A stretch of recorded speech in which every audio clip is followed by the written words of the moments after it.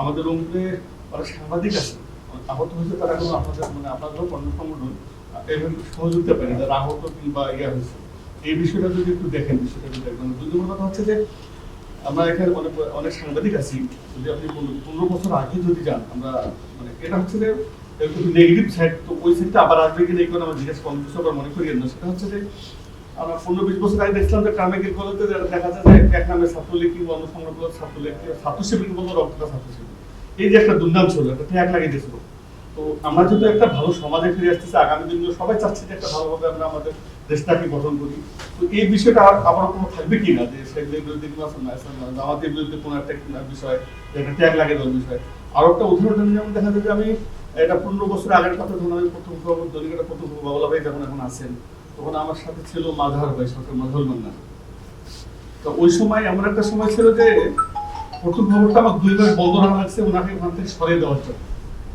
মানে ডিজিএফআই আওয়ামী লীগের এমন চাপ ছিল যে মাঝহারের সাথে জড়িত, ওনার ওখান থেকে সরাই কি হবে, ওই প্রথম খবর 2 মাস বন্ধ রাখতে হয়েছিল ওনার সারার জন্য। এই যে বিষয়গুলো আছে যে একটা আপনাদের বিষয়ে একটা কথা আসে যে আগামী দিনগুলোতে এরকম থাকবে কিনা, আমাদের সংগঠনটা কিভাবে চলবে, তো আমরা এই বিষয়টা একটু জানতে চাই, এর থেকে আমার জানার বিষয়। যে বৈষম্য বিরোধী আন্দোলনের পরে সম্প্রতি দেখা যাচ্ছে যে বিভিন্ন স্কুল কলেজের অধ্যাপক বা প্রধান শিক্ষকদের যেভাবে টেনে এসে নামাইয়ে জুতার মালা গলায় দেওয়া হচ্ছে, এ ব্যাপারে আপনাদের কোনো মানে প্রতিবাদ স্বরূপ কোনো ভূমিকা নিয়েছেন কিনা, এক। আর দ্বিতীয় কথা হলো যে এই যে দুর্নীতিবাজ শুধু কি শিক্ষকদের ক্ষেত্রে, এ পর্যন্ত কিন্তু আমরা কোনো তথ্য পাই নাই যে অমুক অফিসার একটা ঘুষখোর যারা ওপেন ঘুষ খেয়েছে তাদের কাছে আপনারা কোটা বিরোধী আন্দোলন বা আপনাদের নেতৃবৃন্দ গিয়ে তাকে নামানোর চেষ্টা করছেন বা তাকে কোনো কথা বলেছেন। এটা বোধহয় আমার মনে হয় যে এখনো করেন নাই, এবং যদি করে থাকেন বিশেষ করে শিক্ষকদের ক্ষেত্রে এই অসম্মানের জায়গাটা আপনারা বন্ধ করেন প্লিজ।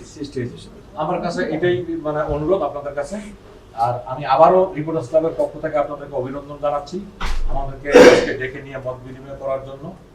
আর সবশেষে আবারও অনুরোধ জানাবো, যারা আপনারা সব সাংবাদিকদের, বিশেষ করে রংপুরে যারা সাংবাদিক আছে আর রংপুরে যারা কোটা বিরোধী আন্দোলনে আহত হয়েছেন, আপনারা একটু নিজ দায়িত্বে খোঁজ খবর নিয়ে একটু দেখবেন, আপনারা এই আহতদের একটু খোঁজ খবর নিয়ে তাদের পাশে দাঁড়ানোর চেষ্টা করবেন। এখানে আপনাদের স্বীকার করতে হবে, আমি যে দলই করি না কেন, কম বেশি ত্রুটি বিচ্ছুতি সকলেরই আছে। আমরা কেউ ধোয়া মানে একেবারে 100% নিখুঁত নেই, কিন্তু আমার যেটা অনুরোধ, আপনাদের প্রতি আমার শ্রদ্ধা আছে, সম্মান আছে, তবে এক পেশে কেটে যাবেন যে না আমরা এর সঙ্গে জড়িত না, এটা আমি গৌরব বিরোধিতা করছি। পাশাপাশি আপনারা অনেক সুসংগঠিত, আমি স্বীকার করি, কারণ আপনাদের জনবল আপনারা যারা করেন আপনাদের নিজেদের মধ্যে দেখেন, আপনারা ইসলাম প্রচার করেন, আমরা মুসলমান, আপনারা মুসলমান, কিন্তু আপনাদের মধ্যে আমি দেখেছি ইসলামী সংগঠন কতগুলো, আপনারা একটু ব্যাখ্যা দেন। আপনাদের হবে একমত, এক দল হবে, আপনাদের মধ্যে বিভিন্ন ঐক্য দেখেছি এবং আমরা সবাই অনুভব করি, সেদিকে যাব না। পাশাপাশি প্রতিটা দলেরই এই অবস্থা, এর মধ্য থেকে আমাদের পরিত্রাণ, এখান থেকে বাইরে আসতে হবে। একটা সুন্দর দেশ, সুন্দর জাতি, সুন্দর সমাজ উপহার দিতে গেলে আমাদের অতীত সব বলে যে বর্তমানে চিন্তা ভাবনা করতে হবে। আমরা আজকে অনেকদিন পর, 17 বছর পর এরকম একটি সংগঠনের সাথে আমরা বসতে পেরেছি। আসলে এরকম সুযোগ এর আগে হয়নি। আমরা আসলে সবাই, আমাদের পরিচয়টা কি, আমরা মানুষ। আর আমরা কে, আমরা বাংলাদেশি। হতে পারে উনি জামাত করেন, উনি আওয়ামী লীগ করেন, উনি বিএনপি করেন, উনি হেফাজত করেন, কিন্তু আমরা কিন্তু বাংলাদেশি। এই বিগত 15 বছর যেটা ছিল, এই ট্যাগ লাগানোর রাজনীতিটা প্রত্যেকটা মানুষকে ধুকে মানে প্রত্যেকটা মানুষকে এটা যন্ত্রণা দিয়েছে। আমরা চাই নতুন বাংলাদেশে এই ট্যাগ লাগানোর রাজনীতি আর থাকবে না। আমরা চাই নতুন একটি বাংলাদেশ বিনির্মাণ হবে, এবং আমরা চাই সকলে একসাথে মিলেমিশে আমরা চলবো, আমরা একসাথে চলবো। কে কোন দলের, কে কোন পথের, কোন মতের, সেটা আমরা আসলে ভাববো না। তাহলেই আমাদের যে স্বপ্নের বাংলাদেশ সেটি বিনির্মাণ হবে। আমাদের সম্পর্কে যে প্রোপাগান্ডা ছড়ানো হয়েছে, আমরা আপনাদের কাছে অনুরোধ করব যে আপনারা আমাদের নামে কোনো মিথ্যা অপবাদ বা মিথ্যা সংবাদ না ছাপানোর জন্য আমরা অনুরোধ করব। আমরা চাই আপনারা আমাদের সত্যটা তুলে ধরবেন। আমরা যদি ভুল করে থাকি, হ্যাঁ ওটাই আপনারা তুলে ধরবেন। আমাদের ভুলটা আমরা আপনাদের মাধ্যমে দেখতে চাই, কারণ আমরা আপনাদেরকে আয়না হিসেবে ব্যবহার করতে চাই, যে আমাদের ক্ষেতের কোথায় তিল আছে আমরা এটা দেখতে চাই। আমরা সংশোধিত হতে চাই। বিগত বছরগুলোতে ছাত্র রাজনীতি নিয়ে সাধারণ ছাত্রদের যে একটা বিরূপ মন্তব্য, বিরূপ প্রতিক্রিয়া, আমরা এইটা দূর করার জন্য কাজ করতে চাই। এই কাজের জন্য আপনাদের সহযোগিতা প্রয়োজন। আপনারা আমাদের সহযোগিতা করবেন। আর আপনারা বলেছেন আমাদের একটা গ্রুপ থাকা দরকার, প্রেস রিলিজ দেওয়া দরকার। আমরা আসলে মূলত এই উদ্দেশ্যেই প্রোগ্রামটা করেছি যে আপনাদের সাথে আমাদের একটা কানেক্টিভিটি তৈরি করব, আমাদের কাজগুলো আপনাদের মাধ্যমে আমরা প্রচার করব এবং আপনাদের কাছ থেকে তথ্য নিয়ে আমরা আরো ব্যাপক পরিসরে কাজ করতে চাই। আপনারা বলেছেন যে আপনাদের সাংবাদিকদের মধ্যে বিভিন্ন ভাইরা আহত অবস্থায় আছে। আসলে এই আজকে আপনাদেরকে ডেকেছি জন্য কিন্তু আমরা এই তথ্যটা পেয়েছি। আমরা পরবর্তীতে ইনশাআল্লাহ এই পদক্ষেপ গ্রহণ করব। চলাকালীন সময়ে ব্যাপকভাবে একটা বিশৃঙ্খল পরিস্থিতি আমাদের সারা দেশে বিরাজ করছে। এটার পরিবর্তিত অবস্থায় ছাত্র শিবির তার সাধ্যমতো চেষ্টা করেছে সবার পাশে বোঝানো, সবার কাছে বোঝানো। এর মধ্যে আমাদের তো অনেক তথ্য গ্যাপ বা ত্রুটি কিছু পরিলক্ষিত হয়েছে। আমরা শুরুর দিকে দেখেছি যারা আহত হয়েছে, অনেকে নিয়মিত সারা গ্রহণ করেছে, যারা এমন পরিবারে অনেকেই নিজেদেরকে হাইড করার চেষ্টা করেছে, মামলার ভয়ে ইয়ার ভয়ে কিন্তু অনেকে হাইড করার চেষ্টা করেছে। হ্যাঁ, মেডিকেলেও অনেকে ভর্তি করেনি আর কি। এই কারণে কিছু বেশ তৈরি হয়েছে। তারপর আপনাদের পক্ষ থেকে যে কোনো ইয়ার হলে আমরা সেটা চেষ্টা করবো সর্বোচ্চ ইনশাআল্লাহ আমাদের সাধ্যমতো এর উপস্থিতি। আমরা শুধু আমার পক্ষ থেকে একটু শুধু বলতে চাই, আমরা মনে করি এই দেশের যে পরিবর্তন এসেছে, এই পরিবর্তন কোনো একক কোনো দলের কৃতিত্ব নয়। আমরা মনে করি এই পরিবর্তন আপামর ছাত্র জনতা সকলের এবং সকল পেশার মানুষজন এখানে অংশগ্রহণ করেছে। কাজে এটা আল্লাহ তাআলা সুন্দর একটা পরিস্থিতি তৈরি করেছে বাংলাদেশের জন্য। আমরা মনে করি যে যদি এটা কোনো একক কোনো দলের মাধ্যমে পরিবর্তনটা আসতো, আমাদের সেই প্রত্যাশা কিন্তু পূরণ হতো না। এখন সুযোগ আছে, যেহেতু সকলে সম্মিলিতভাবে অংশগ্রহণ করেছে এই পরিবর্তনে, এজন্য এই দেশটা গড়ার জন্য আমরা সকলেই দায়বদ্ধ।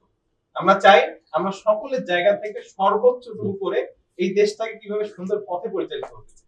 এই যে স্বাধীনতার এত বছর বছর পরেও যে লক্ষ্য নিয়ে স্বাধীনতা অর্জিত হয়েছিল, আমরা কিন্তু দিনের পর দেখি যে শুধু দলের পরিবর্তন হয়েছে, সরকারের পরিবর্তন হয়েছে, কিন্তু সমস্যাগুলো কিন্তু একইভাবে চলমান আছে।